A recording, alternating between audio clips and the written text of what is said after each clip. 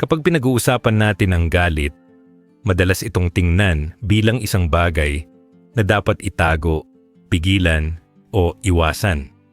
Pero kung tutuusin, ang galit ay isa sa pinaka-natural na emosyon na meron tayo.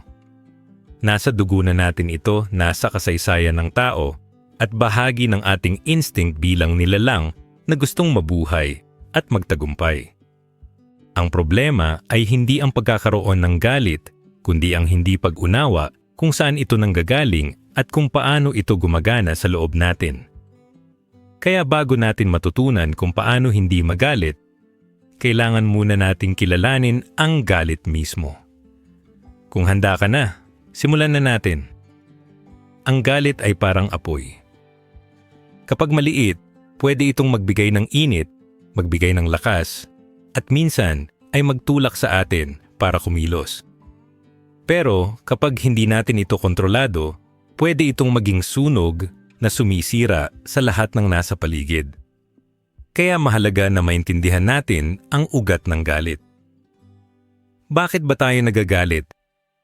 Ano ang mga trigger na nagpapasimula nito? At ano ang epekto nito sa buhay natin?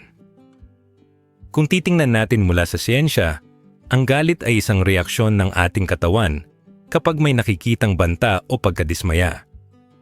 Kapag may nangyari na hindi ayon sa inaasahan natin, kapag may taong sumalungat sa gusto natin, o kapag may sitwasyong nagdudulot ng takot or stress, nag-a-activate ang ating utak at katawan. Tumataas ang tibok ng puso, bumibilis ang paghinga, at naglalabas ng hormones tulad ng adrenaline. Para bang sinasabi ng katawan, may problema, kailangan mong lumaban. Kaya nga minsan, kahit maliit na bagay, nagiging malaki kapag hindi natin napansin na ang katawan natin ay naka-alert mode na. Pero hindi lang pisikal ang dahilan ng galit. Malaki ang papel ng ating kaisipan at kultura. Sa Pilipinas, halimbawa, madalas nating marinig ang salitang init ng ulo. Kapag mainit ang panahon, kapag traffic sa EDSA, kapag mabagal ang pila, mabilis tayong uminit ang ulo. Pero kung iisipin, hindi naman talaga ang traffic o ang pila ang problema. Ang problema ay ang ating expectation na dapat mabilis, dapat maayos, dapat walang sagabal. Kapag hindi natupad ang expectation na iyon, doon pumapasok ang galit. Kung lalalim pa tayo, makikita natin na ang galit ay madalas nakaugat sa ego. Kapag pakiramdam natin ay hindi tayo nirerespeto, kapag may taong kumontra sa atin, o kapag may sitwasyong parang binabaliwala ang halaga natin, nagagalit tayo. Ang galit ay parang sigaw ng ego na nagsasabing, pakinggan mo ako, tama ako, huwag mo akong bastusin. Kaya nga minsan, kahit maliit na bagay, nagiging malaking away dahil ang ego ang nasaktan. Ngunit ano ang epekto ng galit sa buhay natin? Kapag hindi natin ito naintindihan, nagiging lason ito. Una, sa kalusugan. Ang madalas na pag-init ng ulo ay nagdudulot ng mataas na blood pressure, sakit sa puso, at iba pang komplikasyon. Pangalawa, sa relasyon. Ilang pagkakaibigan na ba ang nasira dahil sa isang mainit na salita? Ilang pamilya na ba ang nagkahiwalay dahil sa galit na hindi napigilan? Pangatlo, sa ating mga desisyon. Kapag galit tayo, madalas tayong nakakagawa ng bagay na pinagsisisihan natin. Nakakapagsalita tayo ng masakit, nakakapagdesisyon tayo ng mali, at minsan ay nasisira ang mga oportunidad na sana ay maganda para sa atin. Kung iisipin natin, ang galit ay parang bagyo. Hindi natin mapipigilan ang pagdating nito, pero pwede nating paghandaan. Pwede nating kilalanin ang mga senyales bago pa ito lumakas. Pwede nating maintindihan kung bakit ito dumarating. At pwede nating matutunan kung paano manatiling matatag kahit nasa gitna ng unos. Sa ating kultura, madalas nating marinig ang payo na huminga ka muna o magbilang ka hanggang 10. Simple man, pero may lalim ang payong ito. Kapag huminga tayo ng malalim, binibigyan natin ng pagkakataon ang ating katawan na bumalik sa normal. Kapag nagbilang tayo, binibigyan natin ng oras ang ating isip na mag-isip bago kumilos. Ang mga simpleng hakbang na ito ay paraan para kilalanin ang galit at hindi agad magpadala dito. Ngunit higit pa sa mga simpleng teknik, kailangan nating baguhin ang pananaw natin sa galit. Hindi ito kaaway na dapat labanan, kundi guro na dapat pakinggan. Kapag nagagalit tayo, may sinasabi ito tungkol sa atin. Baka may expectation tayong hindi realistiko. Baka may sugat sa loob natin na hindi pa natin natutugunan. Baka may ego tayong masyadong sensitibo. Kapag natutunan nating pakinggan ang galit, mas nauunawaan natin ang sarili natin. Isipin natin ang isang tao na laging galit. Kapag may maliit na problema, sumasabog agad. Kapag may hindi nasunod, nagmumura agad. Ang tanong, masaya ba siya? Ang sagot, hindi. Dahil ang galit ay kumakain sa kaligayahan. Ang taong laging galit ay laging pagod, laging stressed, at laging may kaaway. Pero isipin naman natin ang taong marunong umunawa. Kapag may problema, kalmado siya. Kapag may hindi nasunod, nag-iisip muna siya bago magsalita. Ang tanong, masaya ba siya? Ang sagot, oo. Dahil ang hindi pagpadala sa galit ay nagbibigay ng kapayapaan. Kung gusto nating hindi magalit, kailangan muna nating tanggapin na ang galit ay natural. Hindi natin ito maiiwasan, pero pwede natin itong maintindihan. Kapag naiintindihan natin ang galit, nawawala ang takot natin dito. Kapag naiintindihan natin ang galit, natututo tayong kontrolin ito. At kapag natututo tayong kontrolin ito, nagiging mas malaya tayo. Sa huli, ang galit ay hindi dapat maging amo natin. Dapat tayo ang amo ng galit. Dapat tayo ang may hawak ng manibela, hindi ang emotion. Kapag natutunan natin ito, mas nagiging malinaw ang isip natin, mas nagiging maayos ang relasyon natin, at mas nagiging magaan ang buhay natin. Kaya sa unang hakbang ng ating paglalakbay para hindi magalit, tandaan natin, kilalanin muna natin ang galit. Intindihin natin kung paano ito gumagana, saan ito nanggagaling, at ano ang epekto nito. Dahil kapag naiintindihan natin ang galit, mas madali na ang susunod na hakbang. Ang matutunan kung paano ito kontrolin, at sa huli, kung paano mabuhay ng may kapayapaan. Kung sa unang bahagi ay natutunan natin na ang galit ay natural na emosyon na dapat kilalanin at intindihin, dito naman sa ikalawang yugto ng ating paglalakbay, ay pag-uusapan natin kung paano natin makakayang kontrolin ito. Dahil ang tunay na kalayaan mula sa galit ay hindi lang nakasalalay sa pag-unawa, kundi sa kakayahan nating piliin ang ating reaksyon. Ang galit ay darating, pero tayo ang magdedesisyon kung paano tayo tutugon. Kapag naiintindihan na natin ang galit, mas madali na nating makita ang mga senyales bago pa ito lumakas. Ang tibok ng puso na bumibilis, ang pag-init ng ulo, ang biglang pagtaas ng boses. Lahat ng ito ay mga paalala na nagsasabing sandali, may paparating na unos. At dito pumapasok ang unang hakbang ng self-control, ang awareness. Kapag alam natin na nagsisimula na ang galit, nagkakaroon tayo ng pagkakataon na pumili. Pwede tayong magpadala o pwede tayong huminto. Isipin natin ang isang driver na nasa gitna ng traffic. Biglang may sasakyan na sumingit sa harap niya. Natural, maiinis siya. Pero kung aware siya na nagsisimula na ang init ng ulo, pwede niyang piliin na huminga ng malalim, magbilang ng 3, at isipin. Hindi ko kontrolado ang kilos ng ibang tao, pero kontrolado ko ang reaction ko. Sa simpleng awareness na yun, nagiging posible ang self-control. Ngunit hindi sapat ang awareness kung wala tayong practical na technique. Kaya mahalaga na matutunan natin ang mga paraan para pigilan ang galit bago pa ito lumala. Isa sa pinaka-epektibong paraan ay ang paghinga. Kapag huminga tayo ng malalim, bumabagal ang tibok ng puso, bumababa ang tensyon, at nagkakaroon ng pagkakataon ang isip na mag-isip ng malinaw. Ang simpleng paghinga ay parang reset button na ng katawan. Bukod sa paghinga, mahalaga rin ang pag-pause. Kapag may sitwasyong nakakagalit, huwag agad magsalita o kumilos. Magbigay ng ilang segundo or minuto para mag-isip. Dahil madalas, ang unang reaction natin ay emotional, hindi makatwiran. Pero kapag nag-pause tayo, nagkakaroon ng pagkakataon ng isip na magbigay ng mas mahinahong sagot. Isa pang teknik ay ang reframing. Kapag may nangyaring nakakagalit, subukan nating baguhin ang pananaw natin.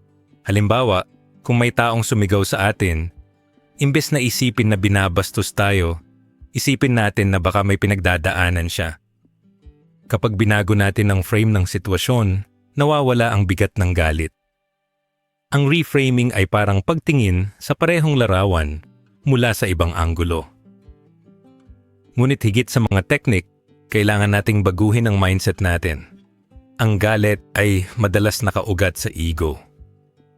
Kapag iniisip natin na dapat palaging tama tayo, palaging nasusunod tayo, palaging nire-respeto tayo, mas madali tayong magalit. Pero kapag natutunan nating palitan ang ego ng empathy, nagiging mas madali ang self-control. Kapag iniisip natin ang sitwasyon mula sa pananaw ng iba, nawawala ang init ng ulo. Isipin natin ang isang magulang na napagalitan ng anak dahil hindi sumunod.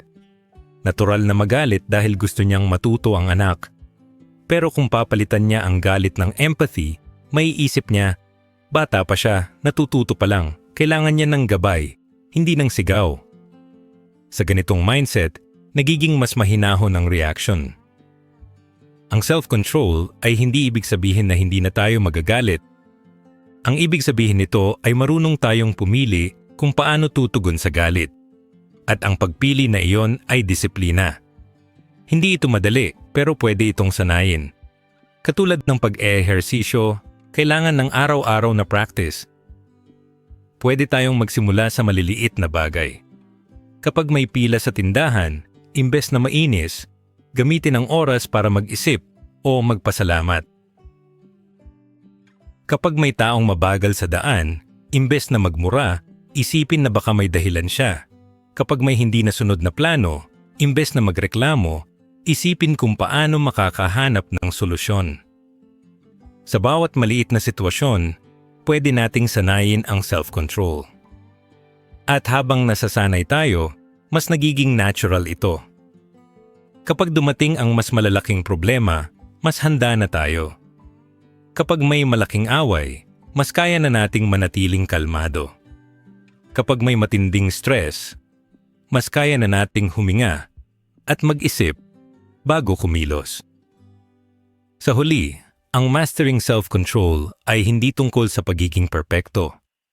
Hindi ito tungkol sa hindi na kailanman magagalit. Ito ay tungkol sa kakayahan nating piliin ang kapayapaan kaysa sa init ng ulo. Ito ay tungkol sa kakayahan nating piliin ang tamang salita kaysa sa masakit na salita. Ito ay tungkol sa kakayahan nating piliin ang tamang aksyon kaysa sa impulsive na aksyon. Kapag natutunan natin ang self-control, nagiging mas malinaw ang isip natin. Nagiging mas maayos ang relasyon natin. At nagiging mas magaan ang buhay natin. Dahil sa bawat pagkakataon na pipiliin natin ang kapayapaan kaysa sa galit, mas lumalapit tayo sa tunay na kalayaan. Kaya sa ikalawang hakbang ng ating paglalakbay, tandaan natin, ang galit ay darating, pero tayo ang pipili kung paano tutugon. At sa bawat pagpili ng self-control, mas natututo tayong maging mas matatag, mas mahinahon, at mas payapa. Kung sa unang dalawang bahagi ay natutunan natin ang kahalagahan ng pag-unawa sa galit at ang praktikal na paraan ng pagkontrol dito, sa ikatlong yugto naman ay dadalhin natin ang sarili sa mas mataas na antas, ang pamumuhay ng may disiplinang payapa. Dahil ang hindi pagpadala sa galit ay hindi lang isang teknik na ginagawa kapag may problema, kundi isang lifestyle na isinasabuhay araw-araw. Kapag sinasabi natin ang salitang disiplina, madalas itong nauugnay sa hirap, sa sakripisyo o sa mga bagay na kailangan nating pigilan.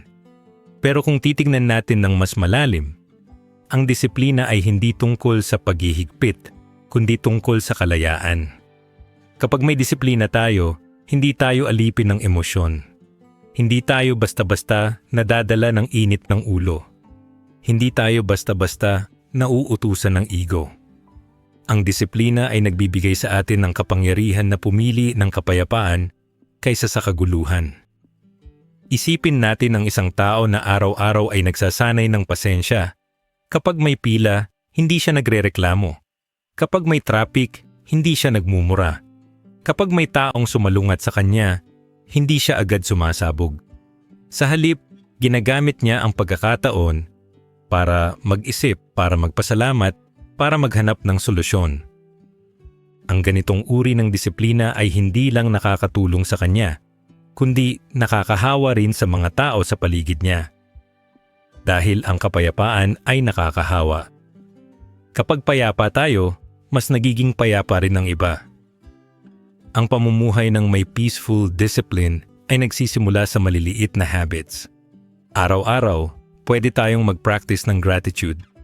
Kapag gumising tayo sa umaga, isipin natin ang mga bagay na dapat ipagpasalamat. Ang ating pamilya, ang ating kalusugan, ang simpleng pagkakataon na mabuhay. Kapag natutunan natin ang gratitude, mas nagiging mahirap magalit.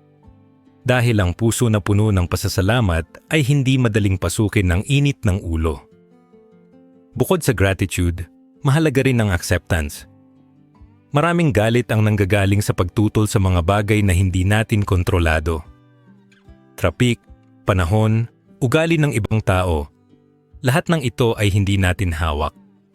Pero kapag natutunan nating tanggapin na may mga bagay na hindi natin kontrolado, mas nagiging magaan ang buhay. Ang acceptance ay hindi ibig sabihin ng pagsuko, kundi ng pag-unawa na hindi lahat ay dapat labanan. Sa relasyon naman, ang peaceful discipline ay nakikita sa paraan ng pakikipag-usap. Kapag may hindi pagkakaintindihan, pwede tayong pumili na magsalita ng mahinahon. Pwede tayong pumili na makinig bago magsalita. Pwede tayong pumili na maghanap ng solusyon kaysa maghanap ng sisi. Ang ganitong uri ng communication ay hindi lang nakakaiwas sa galit, kundi nagtatayo ng mas matibay na relasyon. Isipin natin ang isang pamilya na marunong mag-usap ng walang sigawan. Kapag may problema, nag-uusap sila ng mahinahon. Kapag may hindi pagkakaintindihan, nagtatapat sila ng may respeto. Ang resulta, mas matibay na samahan, mas masayang tahanan, mas payapang buhay. Ang peaceful discipline ay hindi lang para sa sarili, kundi para sa lahat ng taong mahalaga sa atin. Ngunit ang pinakamahalagang bahagi ng peaceful discipline ay ang mindset na respond, don't react. Kapag may sitwasyong nakakagalit, pwede tayong mag-react agad, sumigaw, magalit, magreklamo. Pero kapag may disiplina tayo, natututo tayong mag-respond. Ang response ay hindi impulsive, kundi pinag-isipan. Ang response ay hindi nakakasakit, kundi nakakatulong. Ang response ay hindi nagdadala ng kaguluhan, kundi ng kapayapaan. Kapag natutunan natin ang mindset na ito, nagiging mas malinaw ang isip natin. Hindi tayo basta-basta nadadala ng emosyon. Hindi tayo basta-basta nauutusan ng ego. Sa halip, tayo ang may hawak ng manibela ng ating buhay. At sa bawat pagkakataon na pipiliin natin ang tamang response, mas nagiging payapa ang ating mundo. Sa huli, ang pamumuhay ng may peaceful discipline ay hindi isang bagay na natatapos. Ito ay isang lifelong journey. Araw-araw, may mga sitwasyong susubok sa atin. Araw-araw, may mga taong magpapainit ng ulo natin. Araw-araw, may mga problema na magdadala ng stress. Pero araw-araw din, may pagkakataon tayong pumili ng kapayapaan. Kapag pinili natin ang kapayapaan, mas nagiging masaya tayo, mas nagiging malusog tayo, mas nagiging maayos ang relasyon natin, at mas nagiging magaan ang buhay natin. Ang peaceful discipline ay hindi lang para sa sarili, kundi para sa lahat ng tao sa paligid natin. Dahil kapag payapa tayo, mas nagiging payapa rin ang mundo. Kaya sa ikatlong hakbang ng ating paglalakbay, tandaan natin, ang tunay na kalayaan mula sa galit ay hindi lang nakasalalay sa pag-unawa at pagkontrol, kundi sa pamumuhay ng may disiplinang payapa. At sa bawat araw na pipiliin natin ang kapayapaan kaysa sa galit, mas lumalapit tayo sa tunay na kaligayahan. Paki-like ang videong ito kung nagustuhan ninyo, mag-comment sa baba kung ano ang natutunan nyo dito, at para sa mga iba pang content like this, mag-subscribe kayo sa ating YouTube channel. Muli ako po si Edward Giles, at ito ang Gintong Ugali YouTube channel. Maraming salamat sa panonood at kita-kits sa susunod na video.